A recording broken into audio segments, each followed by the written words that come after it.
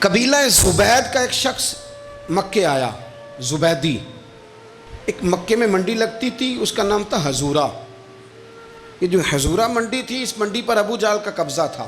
آج کل تو نہیں قبضہ ہوتا منڈیوں پر کسی کا، حضورہ نامی منڈی پہ نا ابو جہل کا قبضہ تھا۔ اونٹ بڑے خوبصورت تھے، شاندار تھے۔ اس نے کہا میں نے بولی دینی۔ ابو جہل نے اعلان کہ خبردار کوئی بولی نہ دے۔ بڑی دور تھا قبیلہ زبید، وہ آدمی واپس لے جا نہیں سکتا تھا، مجبور ہو گیا۔ ابو جہل کہنے لگا چوتھا حصہ قیمت دوں گا اور اونٹ تمہیں دے کے جانے پڑیں گے، یعنی اگر لاکھ کے ہیں تو 25,000 کے دو۔ بندہ بڑا پریشان ہوا، چودھریوں سے بات کی تو کہنے لگے بدماش بڑا ہے، ہم شریف لوگ ہیں، شریف اور بزدل میں، بزدلی کو شرافت کا نام نہ دو، پکی بات کر رہا ہوں، شریف اور بزدل میں شریف ضرور بنو پر بزدل نہ بنو۔ جی ہم جی شریف لوگ ہیں جی، وہ کیا مطلب؟ کوئی پاس نہ آیا، وہ بیچارہ نہ کونے میں بیٹھ کے رونے لگ گیا، کہنے لگا میں کدھر جاؤں یارو، میں واپس بھی نہیں لے جا سکتا، اور چوتھے حصے میں دے کیسے جاؤں، اتنا نقصان۔ وہ رو رہا تھا تو کہیں حضرت زید بن ارقم نے سن لیا۔ آپ فرمانے لگے کیوں روتا ہے؟ کہنے لگا یار میں نے تو اہل عرب کی تعریف سنی تھی، میرے ساتھ کھڑا ہی کوئی نہیں ہوتا۔ تو آپ فرمانے لگے تو نے عربی دیکھا ہی کب ہے؟ اگر کائنات کا حسین و جمیل عربی دیکھنا ہے تو جا حرم مکہ میں بیٹھا ہے، مکھ چند بدر شاشانی ہے تے متھے چمک دی لاٹ نورانی، کالی زلف تے اکھ مستانی، مخمور اکھی ہیں نا مد بریاں سبحان اللہ، ما اجمل کا ما احسن کا ما اکمل، کتھے مہر علی تے کتھے تیری ثنا، مشتاق اکھی کتھے جال۔ تو نے دیکھا کب ہے؟ اگر عربی دیکھنا ہے نا تو وہ بیٹھا ہے، جا کے حرم میں ٹیک لگائے، مظلوموں کے والی، غریبوں کے ماوا، رسول رحمت، ایک سادی سی چادر اوڑے حضور بیٹھے تھے۔ وہ زبیدی کہتا میں آیا، نبی کریم کو بات سنائی، حضور فرمانے لگے این الجمل کا، او کدھر ہے تیرے اونٹ؟ عرض کی حضور وہ وہاں ہیں۔ فرمایا چل نہ۔ حضور کوئی بولی نہیں لگا رہا، کوئی خرید نہیں رہا، ابو جہل گھنٹا پڑا، اس کے ڈر سے سہم گئے۔ حضور فرمانے لگے چل نہ، میں بولی لگاتا ہوں۔ اور دیکھو نرخ بازار محبت کا انوکھا ہو گیا، خود خریداروں شامل آ کے مولا ہو گیا۔ نبی کریم نے حضرت سعد بن ابی وقاص کو بلایا، حضرت عمر کو، حضرت ابو بکر کو، مدد کے لیے نہیں۔ حضور فرمانے لگے میری جیب میں پیسے تھوڑے ہیں، ظاہری طور پہ تھوڑے ہیں، ورنہ تو کائنات کے خزانوں کی کنجیاں حضور کے پاس ہیں۔ تھوڑے تھوڑے پیسے دو بھی بولی دینی ہے، سب سے پیسے لیے میں چلو بولی لگانے چلے۔ حضور آئے، اللہ اکبر، یہ میرے رسول کا طریقہ ہے، آؤ ذرا تھوڑی دیر کے لیے سوچیں۔ ابو جہل بیٹھا ہے بڑی مسند پہ، قربان جاؤں مدینے والے حبیب۔ وہ زبیدی کہتا اس کے کپڑے مہنگے تھے، حضور کے سادے تھے، اس نے بڑی پگڑی باندھی تھی، حضور کی سادی تھی۔ کہتے ہیں وہ آنکھیں اٹھا کے بات کرتا، مدینے والے نبی آنکھیں جھکا کے بات کرتے۔ وہ بولتا جاتا، حضور تھوڑے تھوڑے سادے سادے ٹھہر ٹھہر کے جملے بولتے۔ کہتے ہیں نبی کریم علیہ السلام اس کے ساتھ آ کے حضور بیٹھ گئے اور فرماتے ہیں میرے رسول کریم نے اپنا جبہ سیدھا کیا، پگڑی کو حضور نے سیدھا کیا اور فرمایا چل لگا بھائی بولی۔ ایک اس نے لفظ بولے، پھر حضرت ابو بکر نے بولی دی، پھر حضرت عمر نے دی، پھر سعد بن ابی وقاص نے دی، پھر زید بن ارقم نے دی، پھر رسول کریم نے دی۔ وہ کہتا ہے جتنے میں بیچنا چاہتا تھا نبی پاک نے ڈبل میں میرے اونٹ خریدے، ڈبل میں اونٹ خریدے میرے رسول۔ سلام اس پر کہ جس نے دشمنوں کو بھی قبائیں دی، سلام اس پر کہ جس نے گالیاں سن کر دعائیں دی۔ اور میرے اعلیٰ حضرت کہنے لگے جاؤ جا کے اعلان کر دو، غم زدوں کو رضا مجدہ دیجئے کہ ہے بے کسوں کا سہارا ہمارا، بے کسوں کا سہارا، جاؤ غم زدوں کو رضا مجدہ دیجئے کہ ہے بے کسوں کا سہارا۔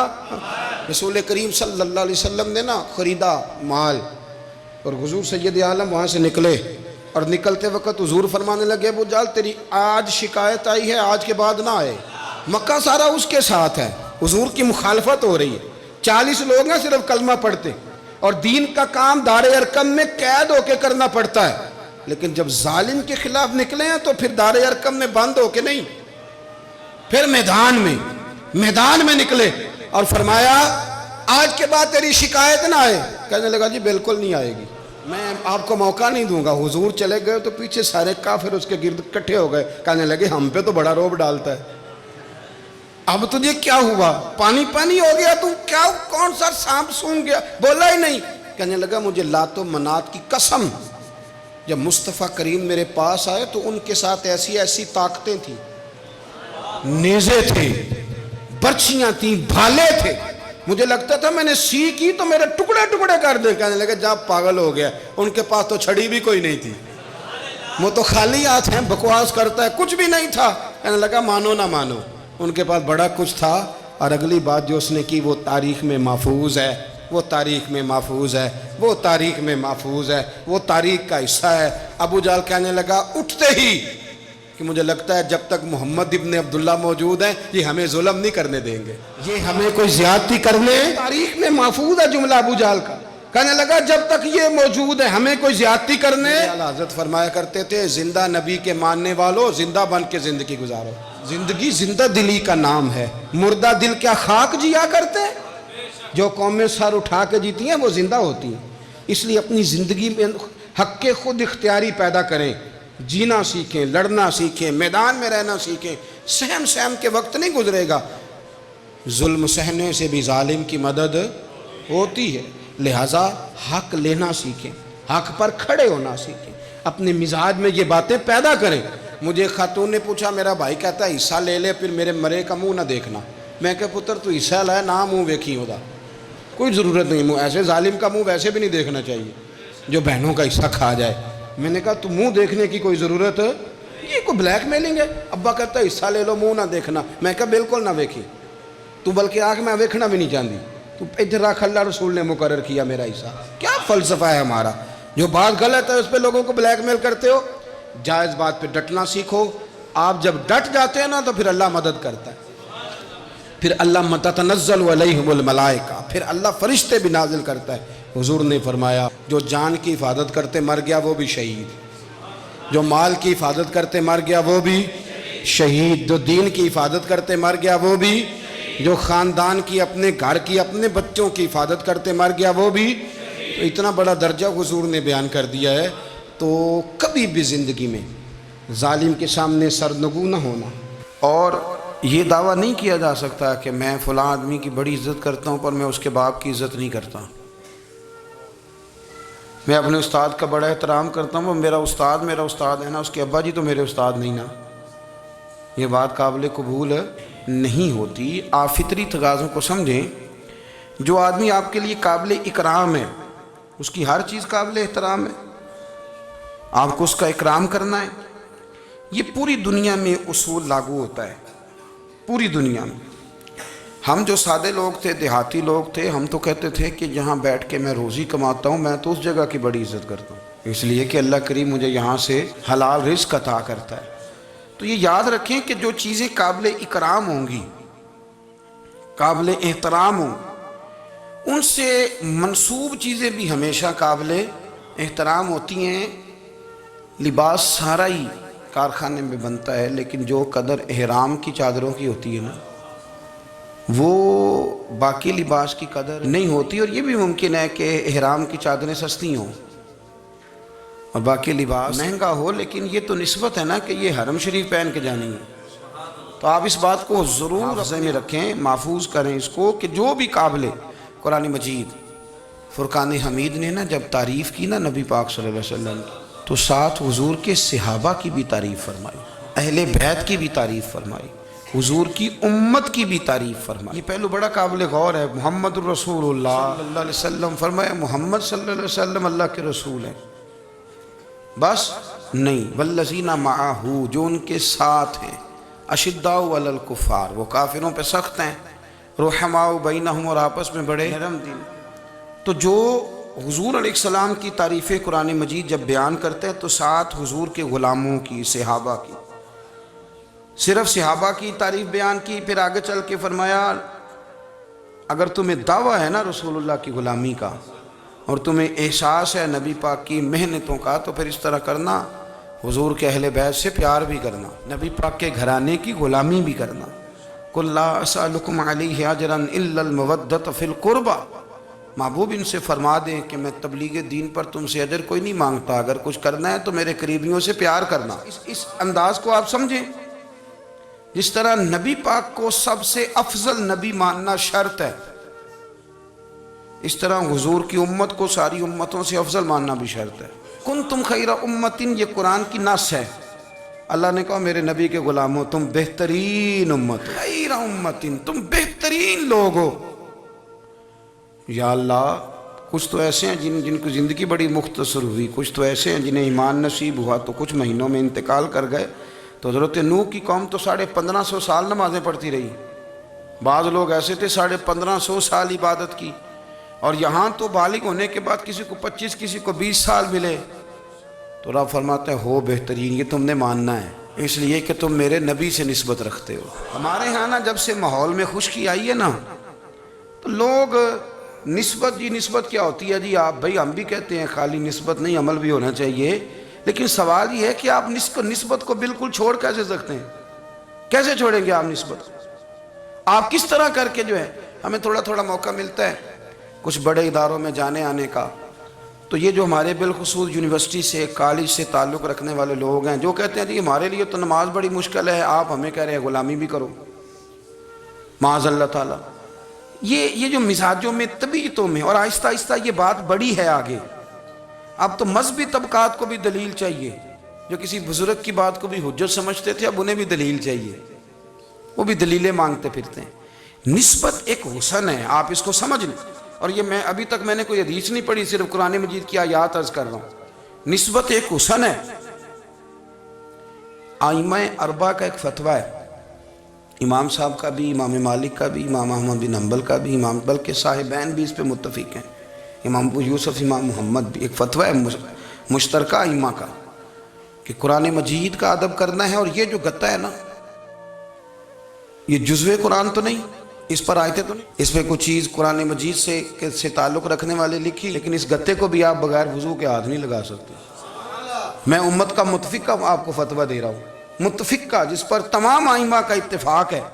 بھئی یہ جو اوپر گتا لگایا جاتا ہے نا، یہ صرف قرآن مجید کی جلد کو مضبوط کرنے کے لیے لگایا جاتا ہے، اس کو بھی بغیر وضو کے چھونا جائز ہے۔ حضرت جی گتا ہے، یہ قرآن نہیں، لیکن قانون بن گیا کہ قرآن سے جڑ تو گیا ہے نا، قرآن سے جڑ تو گیا ہے نا، لہذا چونکہ جڑ گیا ہے اب قابل احترام ہو گیا ہے، اب یہ قابل اکرام ہے، اب یہ قابل اعزاز ہے، اب اس کا ادب کیا جائے گا، اب اس کا اکرام ہے۔ یہ ملنگوں کی باتیں نہیں، یہ پیروں نے اس لیے نہیں یاد کرائیں لوگوں کو کہ پیری مریدی چمکے۔ یہ سنو، پڑھے قرآن مجید 15واں 16واں پارہ، حضرت خضر علیہ السلام اور حضرت سیدنا موسیٰ علیہ السلام یہ گئے ہیں، گرتی ہوئی دیوار کو سیدھا کیا ہے۔ کبھی کبھی کھویا کریں قرآن و سنت میں، آپ کو لطف دے گا قرآن و حدیث۔ جا کے دیوار سیدھی کی ہے نبیوں نے، اللہ کے مقرب بندوں نے۔ تو حضرت خضر پوچھتے ہیں، یہ خضر بھی لفظ ہے اور خضر بھی ہے، تو جا کے پوچھتے ہیں کہ جناب یہ آپ نے دیوار سیدھی کر دی، اور بندے اتنے خشک تھے کہ پانی تک نہیں پوچھا، بیٹھنے کو چارپائی نہیں دی، نبیوں نے دیوار سیدھی کی، مستریوں مزدوروں کی طرح کام کیا، دیوار سیدھی کی تو کہا کس کی دیوار تھی، کیوں سیدھی کی، کہا 2 یتیم بچوں کی تھی، اگر گر جاتی تو خزانہ ظاہر ہو جاتا۔ کام نبی کر رہے ہیں، اور یہ نہیں کہہ رہے کہ یہ دیوار نبیوں کی اولاد کی ہے، یہ لفظ نہیں ہے، نصیحتی وَقَانَ أَبُوهُمَا صَالِحًا، فرمایا اس لیے سیدھی کر رہے ہیں کہ ان کا ابا صالح آدمی تھا، ان کا والد نیک آدمی تھا، ان کا والد۔ لوگ اتنی تیزی کے ساتھ ہٹے ہیں اصل سے، اور بڑی تیزی سے بحث ہونے لگی ہے، اور میرا دور تو بحث کا دور ہے۔ اس بیچارے کو بالکل رفع ابجد کا نہیں پتا، بحث اس سے بھی کرا لو جتنی مرضی کرا لو، لمبی چوڑی بحثیں لوگ کرتے ہیں، اور اللہ تعالیٰ معاف فرمائے نکلتا اس میں سے کچھ بھی نہیں۔ اب کوئی بھی میڈیا کوئی بھی کھول لیں، جو اتنا زیادہ بدتمیز ہے نا، جو ہر بزرگ کے بارے میں بک بک کرے، جو ہر بندے کو برا کہے، جو ہر ایک کی پگڑی کھول کے رکھ دے، وہ زیادہ بڑا ہو جاتا ہے، زیادہ جو اس کو بھی گالی دے، اس کو بھی برا کہے، یہ معروف ہونے کے لیے، مشہور ہونے کے لیے، یہ بڑا بننے کے لیے لوگ یہ کام کرتے ہیں، بڑا بننے کے لیے ایسے ایسے۔ اور میری قوم بڑی منفرد ہے، کبھی کبھی تھوڑا بہت سفر کرتے ہیں تو لوگ دکھاتے ہیں یہ بندہ یہ کہہ رہا ہے، اس کا کوئی جواب دیں، تو میں کہتا ہوں یار آپ نے تو ہمیں بڑا سستا سمجھ لیے، ہر بندے کا جواب دیں، اس کی اوقات ہے اس کو جواب دیا جائے؟ اب ہر ایک کو آپ جواب دیں، ہر ایک کو تو جواب نہیں نہ دیا جا سکتا۔ حضرت ملا رومی رحمۃ اللہ علیہ فرمایا کرتے تھے، میں پہلے بھی آپ کو وَإِذَا خَاطَبَهُمُ الْجَاهِلُونَ قَالُوا سَلَامًا، آپ فرماتے ہیں کہ رب نے قانون بنایا کہ جب جاہل بحث کرے نا اسے سلوٹ کرنی ہے، وہ کہے گا میں جیت گیا ہوں، جاہل جو ہوا وہ کہے گا صحیح کہ میں، وہ جی میرے تو سامنے کھڑا ہی نہیں ہوا، وہ تو بھاگ گیا، وہ بھائی بھلا کیوں نہیں کھڑا ہوا؟ اس نے تجھے اس قابل ہی نہیں سمجھا کہ تیرے سامنے وہ قابل التفات ہی نہیں۔ تو میرے عزیز اتنا زیادہ الجھاؤ نہ پیدا کریں، ادب کریں، اکرام کریں، احترام کریں۔ کیا خوبصورت لفظ ہیں حدیث پاک کے، میرے رسول کریم علیہ السلام نے فرمایا میرا ادب کرو، مجھ سے پیار کو اس لیے کہ میں اللہ کا رسول ہوں، اور فرمایا میرے صحابہ کی عزت کرو اس لیے کہ وہ میرے صحابہ ہیں، میرے صحابہ ہیں، میری وجہ سے میرے غلاموں کا اکرام کرو۔ یہاں بحث ہوتی ہے، صحابہ کے بارے میں لوگ باتیں کرتے ہیں اور بڑی بڑی کھل کے باتیں کرتے ہیں اور بے لگام ہو کے تبصرے کرتے ہیں، کوئی پوچھنے والا نہیں۔ اور اہل بیت نبوت، یار تو نے بہت بڑی جرت نہیں کی یہ بات کہہ کے کہ ذرا علی کو مولا بھی نہ کہنا، بہت بڑا سیانہ بندہ ہے، سنا ہے بہت اونچی جگہ بیٹھ کے درس دیتا ہے، بڑی محترم جگہ، اور وہ کہتا ہے کہ چونکہ مولا کے کئی معنی تو کچھ جاہل بندے ایسے ہیں جو معنی بدل کے اور معنی میں لے لیں گے، لہذا حضرت علی کہو مولا نہ کہو، یعنی اسے بھی مولا نہ کہو جسے نبی پاک نے مولا کہا ہے، اسے بھی مولا نہ کہو، اس کی بات مان کے۔ یار آپ دین کا حسن ضائع کر رہے ہیں۔ آپ رسول کریم علیہ السلام جس کا جو اعزاز بیان کریں گے حضور کی نسبت کی برکت سے، امت اس کا وہ اعزاز نہ صرف مانے گی بلکہ جانے گی۔ کیا خوبصورت جملے، حضور نے فرمایا میرے علی کا چہرہ دیکھنا عبادت ہے۔ حضرت ابو طلحہ انصاری کہتے ہیں میں نے تجسس کی نظروں سے دیکھا، صحابہ ہمارا بڑا بھلا کرتے تھے نا، کہتے ہیں میں نے تجسس کی نظروں، حضور سمجھ گئے کہ اس کی نظروں میں سوال ہے۔ حضور نے فرمایا النظر الی وجہ علی عبادہ، علی کا چہرہ دیکھنا۔ حضرت ابو طلحہ کہتے ہیں میں نے تجسس سے دیکھا تو حضور مسکرائے، سوال میرے اندر تھا کہ حضور ہم تو دیکھ رہے ہیں تو جو نہ دیکھ سکیں، ہم تو دیکھ رہے ہیں، تو حضور نے فوراً کہا ذکر علی عبادہ، اس کا خالی ذکر بھی کرتے رہنا تمہیں عبادت کا ثواب ملتا رہے گا۔